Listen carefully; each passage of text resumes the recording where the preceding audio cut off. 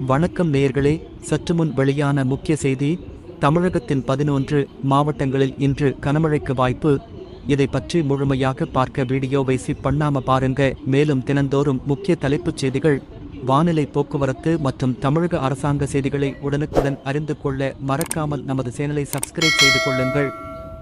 சென்னை வானிலை ஆய்வு மையம் வெளியிட்ட செய்திக்குறிப்பில், தமிழக பகுதிகளின் மேல் நிலவும் வளிமண்டல கீழடுக்கு சுழற்சி காரணமாக இன்று மற்றும் நாளையும் தமிழகத்தில் பெரும்பாலான இடங்களில் வரும் 19, 20ஆம் தேதிகளில் சில இடங்களிலும் 21, 22 ஆகிய தேதிகளில் ஓரிரு இடங்களிலும் இடி மின்னலுடன் கூடிய லேசானது முதல் மிதமான மழை பெய்யக்கூடும் என தெரிவிக்கப்பட்டுள்ளன.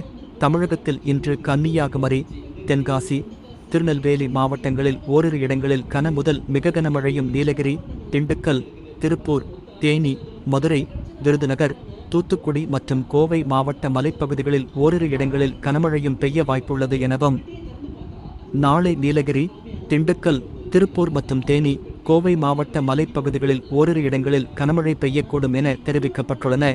மன்னார் வளைகுடா, தென் தமிழக கடலோரப் பகுதிகளில் சூறாவளி காற்று வீசக்கூடும் எனவும், இந்த பகுதிகளுக்கு மீனவர்கள் செல்ல வேண்டாம் என அறிவுறுத்தப்படுகிறார்கள். நன்றி. மேலும் இந்த வீடியோவிற்கு மறக்காமல் லைக் பட்டனை அழுத்திக் கொள்ளுங்கள்.